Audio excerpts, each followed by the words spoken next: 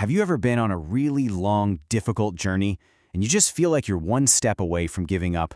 Well, today's explainer is all about a powerful story that speaks right into that exact moment, and the incredible gift of encouragement that can show up right when we need it most. So this single verse right here, Acts 28:15, is really our anchor for this whole thing. It captures this huge moment of relief and, renewed strength. But to really get the full impact, we've got to understand the journey that led up to it. Okay, so let's set the scene. The Apostle Paul is making his way to Rome, but this is not just some casual trip. We're talking about the final, grueling stretch of a journey that has pushed him to his absolute limits. First off, just try to imagine months of just not knowing. Paul had been in custody, his future was totally up in the air, and he was being shuffled between legal hearings and these long, isolating periods of just waiting. And then came the physical danger. He went through this violent, absolutely life-threatening storm at sea that actually ended in a shipwreck. He had to survive the cold, the hunger, the sheer terror of it all. And on top of all of that, he's a prisoner. So as he's walking this final road to Rome, he is literally bound in chains, with no idea what kind of verdict is waiting for him. I mean, he is exhausted, he's isolated, and he's completely vulnerable. So this brutal journey is building and building, and it all leads to this one crucial moment that just changes everything. Right when it seemed like things couldn't possibly get any harder, something really unexpected happened. You see, the turning point was actually pretty simple. A group of believers back in Rome heard that Paul was on his way.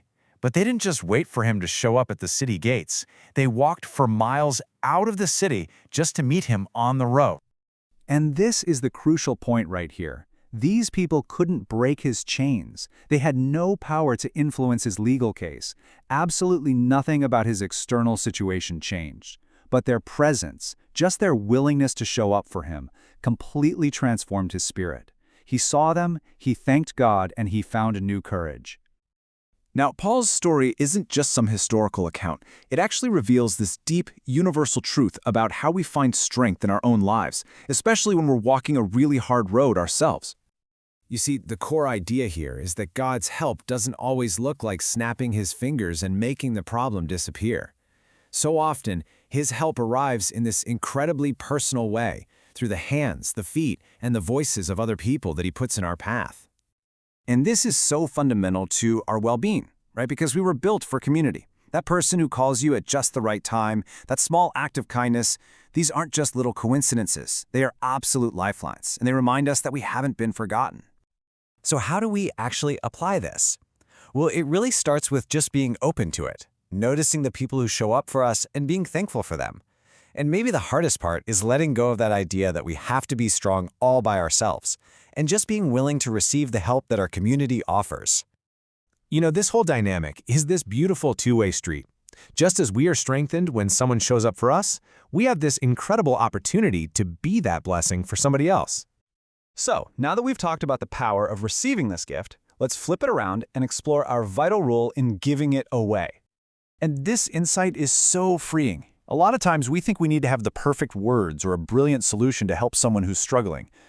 But the people who met Paul, they didn't bring solutions, they just brought themselves. Their presence was the message. This is so important because it takes all the pressure off. You don't have to be perfect. You just have to be present. So many people all around us are fighting these silent battles, and your simple act of showing up can be this powerful, tangible sign to them that says, you are seen, you matter, you can keep going.